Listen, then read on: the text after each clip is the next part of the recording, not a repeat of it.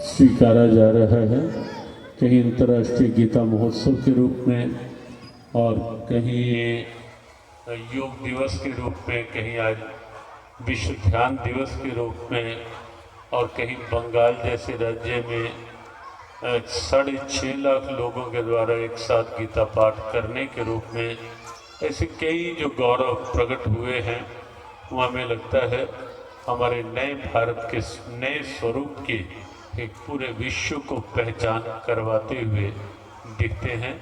तो आज के इस दिन की विश्व ध्यान दिवस की आप सबके लिए बहुत बहुत शुभकामना, मंगल कामना। गौ माता की पावन सन्निधि में एक बार फिर सेवा का एक बड़ा प्रकल्प व्यापार मंडल की ओर से, जहां एक और कुछ समय पूर्व यहाँ हेल्थ चेकअप कैंप था बड़े स्तर पर और वो भी एक अद्भुत भाव था। वहीं साथ ही साथ यहाँ आज ये सेवा सर्दी के दिन हैं और कंबल वितरण के रूप में और भंडारे के रूप में ये सेवा भंडारा सबके लिए था ना? हो गया है, ये वो उन्होंने कह दिया था। तो जब फ़ोन आया अपने नरेंद्र भामा जी का और अपने गौशाला प्रधान सुनील का भाव, लेकिन जब उसमें कंडीशन ये लग जाती है ना कि रविवार ही चाहिए, और रविवार हमने कहा कि जनवरी में बैठेगा, दिसंबर में संभव नहीं, दोपहर के टाइम को रविवार निकले, तो कि जनवरी में अगर कम है तो सेवा की उपयोगिता थोड़ी कम हो जाएगी, क्योंकि यही दिन कल परसों से ही जो सर्दी का स्वरूप बना है, हमें स्वयं को लगा कि आवश्यकता तो इन दिनों में अधिक है। और आज दोपहर तक संभालका में 3 दिन का एक बड़ा आयोजन था गीता उत्सव के रूप में। परसों प्रारंभ हुआ था, कल आज, और वहाँ की अनाज मंडी में ही था। आज दोपहर का 1 बजे का समापन था, तो उनको कहा कि समापन 12 बजे करेंगे ताकि 12:30 के लगभग हम निकल पाएँ और 2 बजे तक। लेकिन वो भीड़ इतनी थी कि सत्संग में अनाज मंडी के पूरे शेड और पूरे पब्लिक इस ढंग की थी कि निकलते, उठते और बैठते।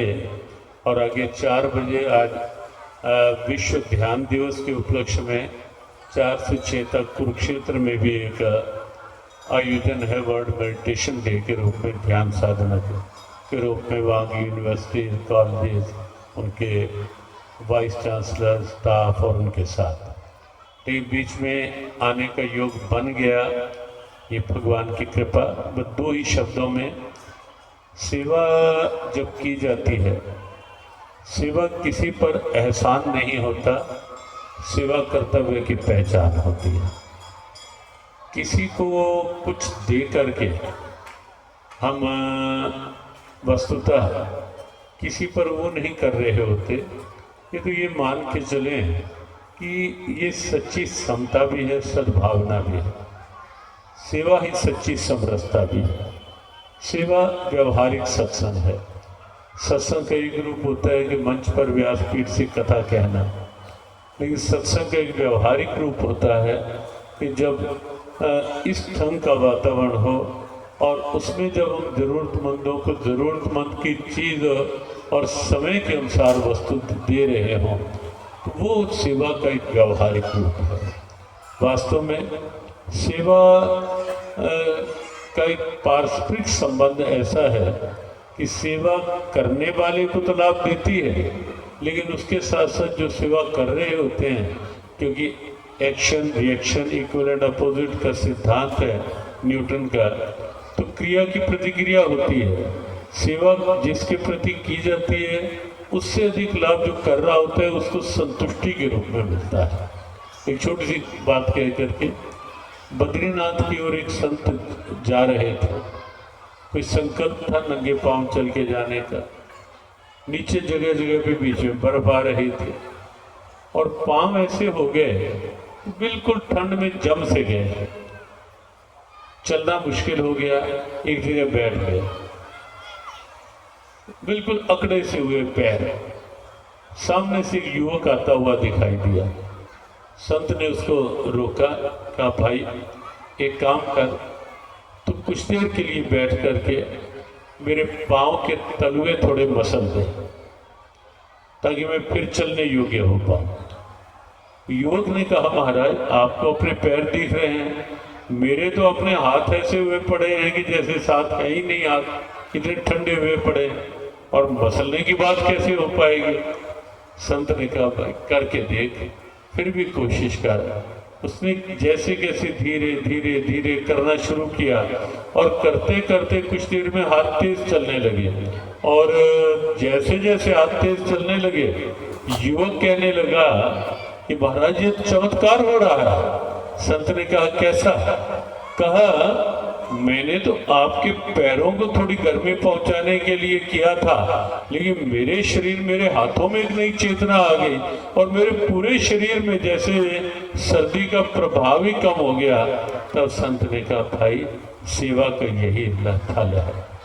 सेवा जिसके लिए की जा रही है उसको तो है ही, लेकिन प्रतिक्रिया रूप में जो कर रहा है उसको भी वैसा ही लाभ पहुंचाती है। तो सेवा का ये स्वरूप है।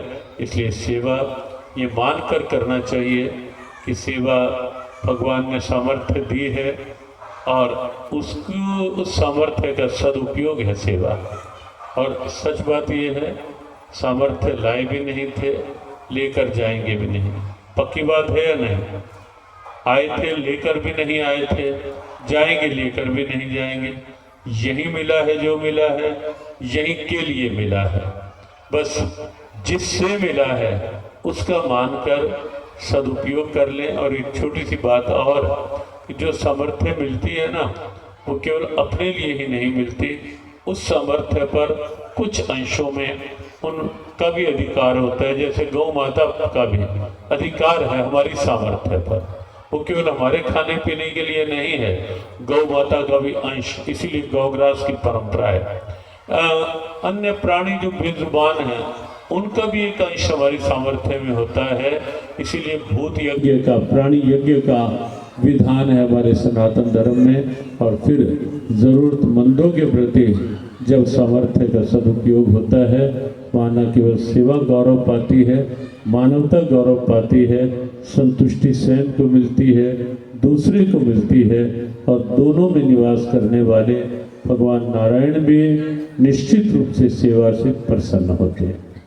तो आज यहाँ गौशाला में इस प्रकार से सेवा का एक जो प्रकल्प बना, उसके लिए करनाल के व्यापार मंडल के लिए जो समय समय पर इस ढंग के सेवा आयोजन आप करते रहते हैं, नरेंद्र भाबा जी और पूरी टीम के लिए आपके बहुत बहुत शुभकामना।